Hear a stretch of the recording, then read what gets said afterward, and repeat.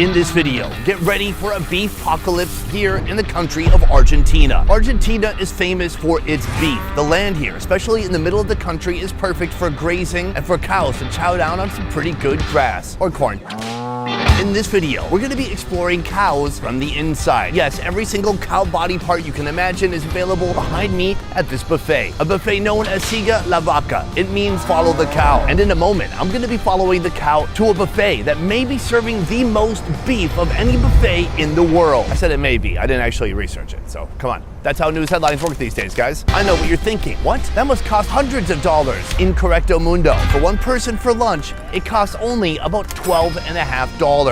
You couldn't even do that at Old Country Buffet. And their potatoes are made out of cardboard and glue. I don't just want to eat here. I want to see how they run this place. The buffet is going to open in about half an hour. And right now there are literally hundreds and hundreds of pounds of meat on the grill. Let's go inside and see what it takes to prepare the most massive beef buffet in the world. Asterisk may not be the biggest, actually.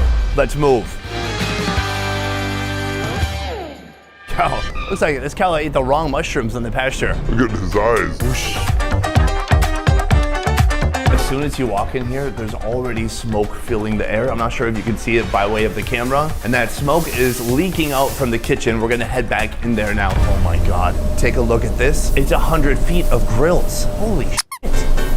Right here we have the head chef. This is some raw meat that he's trimming and preparing. But behind me, we have a load of steaks right here, tons of different sizes of beef steak right here. This is some chicken. That came from, well, not a cow. Boom, a load of salt going down on all the meat here. As we walk down, I mean, these look like giant briskets. There is so much protein here. It's unbelievable. Here, a bunch of chickens, halves, put on the grill. These are gonna head out soon too. Right here, we have some stuffed chicken. We have kidneys, sausage, beef, tri-tip, pork shoulder over here. Oh, this is where it gets really hot. Guys, I'm telling you, it's about 200 degrees right here where I'm standing. This thing is just absolutely loaded with charcoal. Anytime they need some, they grab it, they head down here, and they toss it under the meat just like this. You gotta be really careful when working here. Now, this section is a little bit different because this is front facing. So the guests that come in, they'll be able to see the food that's on the grill here. Point out what they want. They have a cutting board right here so they can just grab the meat, cut off some pieces, give it to you, put the meat back over the charcoal so it stays nice and hot. They are just stocking this area up right now. We have blood sausage, another type of sausage here. We have wonderful internal organs, kidneys. So in just a few minutes, all of this is going to be filled up. You gotta watch out every time you walk around here because someone might be carrying a shovel full of charcoal, but we're good. Instead, what he's bringing is meat. So he's got a load of chicken here. Cooking at a place like this really requires some precision. It can't be too raw, but it can't be overcooked and dry. Right now, the chef is finishing up a new fresh batch of various beef cuts for the buffet. We have giant Fred Flintstone-sized steaks, picanha, whatever this is, and a cut I'm not so familiar with.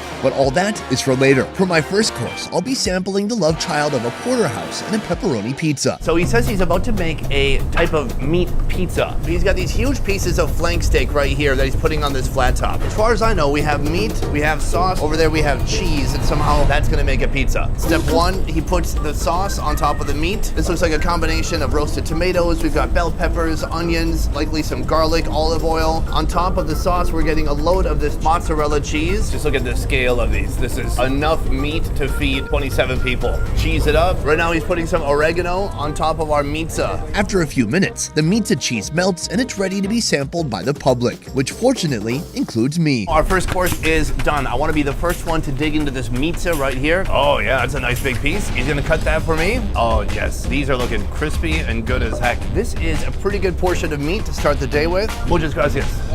Let's go sit down and try it out. I know most people would go to a buffet like this and start with some salad or vegetables, but I want to start with something heavy and something meaty, and that's what we've got right here. The chorizo. I'm gonna cut that in half. It's got a nice snappy skin on the outside. It looks plump, shiny. It looks like a 50-year-old Floridian woman who's been in the sun too long. Crispy. That's what I'm saying. Try it out.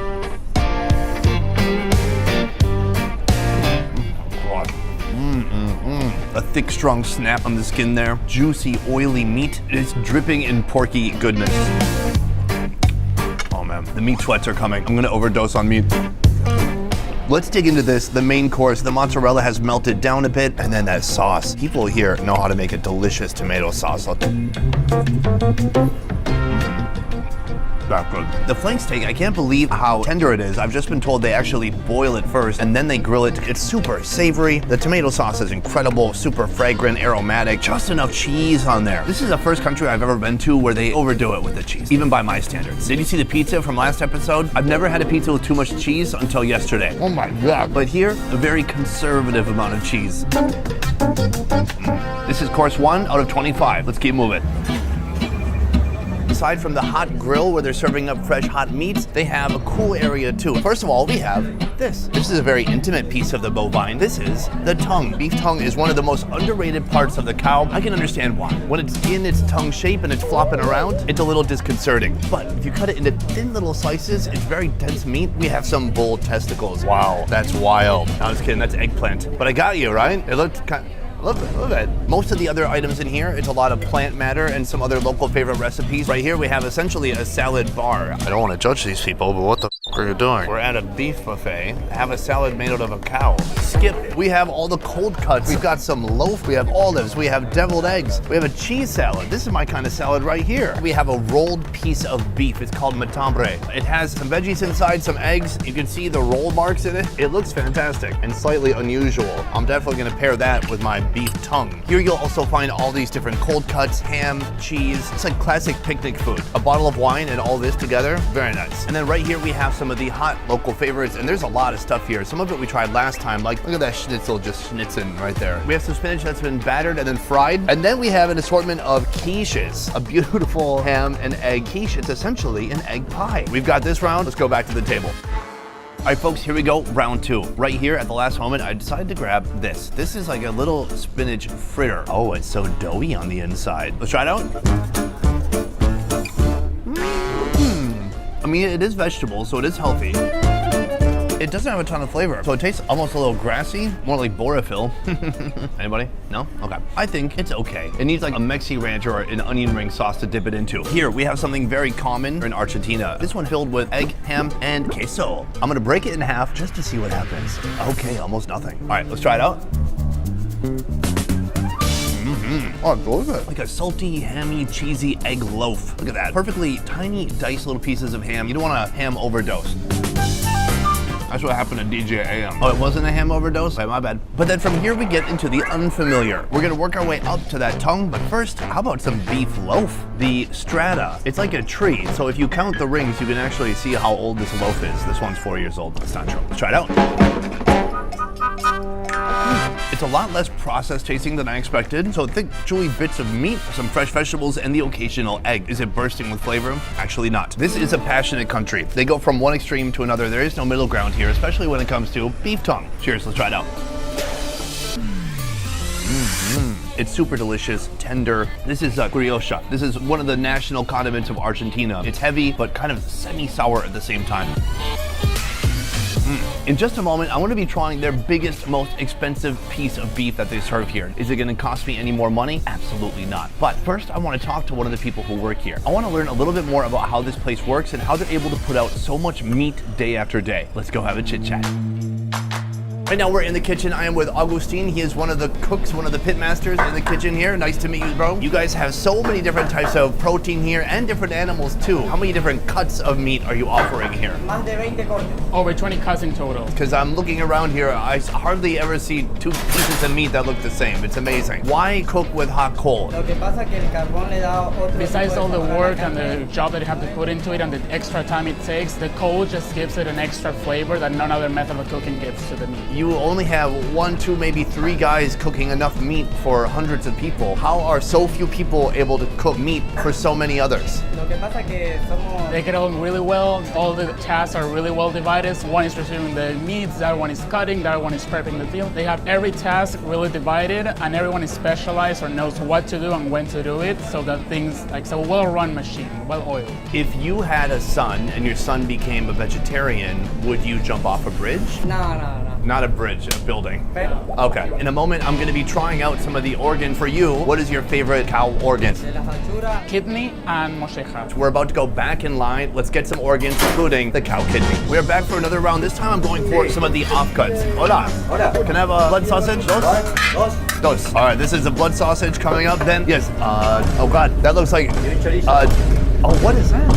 I I have no idea what just happened. We just tried to get every different offcut they have of the cow. He piled it all up on here, smelling gamey and fresh. So to go with our meat, we have a couple of different famous sauces here. First of all, the chimichurri sauce, a very potent looking one. And then right here, we have the criollo. This is what that cow tongue was flavored with. Onion, tomato, oil, vinegar, lots of good stuff in there. Let's go try it out. All right, folks, right here we have a rather intimidating third course. We have an assortment of mystery meats. No, these are not black testicles. This is the blood sausage. Right here we have a kidney, and then I'll save these two for the end before you move on to the grand prize, the big pieces of delicious beef. It already has a very different wet water balloon texture compared to that chorizo. It's a little sloppy on the inside. Cheers. Wow, it's like a thick, goopy, super salty paste. It's a little gamey. It definitely tastes like blood. There's some minerality there, some iron. Really, definitely good for women who are menstruating. Replenish your blood. The taste overall, good. Just very, very salty. From there, we're moving into the land of the unfamiliar. We have the small intestine of the cow. Ooh, smells smoky, fatty. I'm gonna hit it anyways in a little bit of this sauce. Wow, that's very oily too. Good. I wanna cut down that oil with a little bit more oil. Try it out. Oh, good. It's like beef calamari, and there's stuff inside the intestines too. It's really soft. It's almost getting to the point of kind of gummy and stretching apart. From there, we got this. You know, would you look at that? This is like the veins of an elephant's throat. Look at how big this tube is. In fact, it is not a vein. It is from the intestines. There's so much fat connected to it. This looks super rich. I'm pretty sure this cow died of a heart attack. That's a whole Pop-Tart worth of calories. Try it out. Cheers. It's so rich. I need a lemonade. Similarly, smoky, chewy, slightly on the edge of gummy. I do like intestines, but not intestines with that much fat. I don't know if I'm gonna make it to the final course, guys. Our final freaky food on this plate right here, the kidney. The kidney looks super dense. Let's try it out. Not bad. Little gamey, a little bit of blood taste in there. The texture is something between a liver and a heart. It's got an odor that stays with you. It's like if you go to the bathroom at night to brush your teeth, but you accidentally use the wrong toothbrush. It is a bold flavor. So those are some of the offcuts, but how about trying some of the uncuts? Those are the cuts that everyone likes. We should be trying that. What are we doing here? From here, we're gonna go back into the kitchen and see them cooking up the most expensive part of the cow. Let's head there now. All right, folks, we have come back into the kitchen. We are in search of the most expensive piece of meat they have here, and he's brought it out. This is called bife de chorizo. So we're gonna see what happens next, because that is certainly too big for one grilling session. And you start breaking it down. This is why it's so special. And they've got a big thick layer of fat on this side. There's a little bit of fat on this side too. It's lean in the middle. Which part of the cow? Ese es el ojo de bife. Point. Where? Oh, it's like kind of the strip loin of the cow. He's already got some on the grill fired up. Just look at these beautiful, gorgeous grill marks on this beef. The next step, he puts on a load of salt. I love the way they season here. So much salt, it's just reckless, it's chaos. How much longer does this need? 15 minutos. Wow, so like he's saying 15 minutes just to get it medium rare. When this is finished, can I eat a whole one? See? That's amazing. I'm so excited. Gracias. Uno bife de chorizo, por favor. Uno. All right, gracias. That is supposed to be a medium rare. Oh my lord, that looks beautiful. Muchas gracias. Since I'm here, I might as well get one more thing. Beef ribs. These are some beautiful looking beef ribs. Si.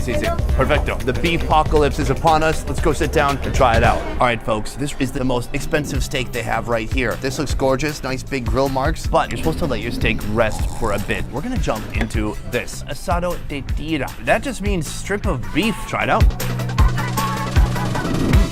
That's good. It is just incredibly fatty, rich, smoky. This is roasted meat, so everything's gonna be a little bit more firm. I'm gonna break off some of this membrane around the bone. Overall, it's chewy, but not at all in a bad way. Guys, right here, our steak has rested long enough, and this looks gorgeous. A huge strip of fat right here. Some oils and juices are just leaking out of it. Obviously, on the outside ring here, there's a load of fat, but I'm gonna go for this section right here. It was mostly lean. Cheers. We got a winner. So rich, juicy, savory, incredibly salty. The multiple times today when he was salting the meat, it's not exactly a meticulous process. He just dumps a bag of salt on everything. When you taste this, you're not really searching for other flavors to add to it. It's just beefy, juicy, and super salty. It's very nice. It's all about the grill. Even the steel is adding something to it. The smoke, the charcoal, and the big fatty pieces of beef with loads of salt. nailed it. That truly did not disappoint. If I came back here again, I'd probably eat a little bit less kidney and a little bit more of the prime cuts, but we had a delicious array of foods today. And in one moment, I'm gonna step outside and tell you which today was my favorite. All right, folks, and that is the end of our video today. Can you believe it? All of that meat, tons of different selection. I didn't even try the chicken. I'm not even sure if I had pork today. All of that for only $12.50. It's pretty surreal, completely unbelievable. But man, here in Argentina, they love their meat and they know how to do it at affordable prices. If I had to choose one that was my absolute favorite today,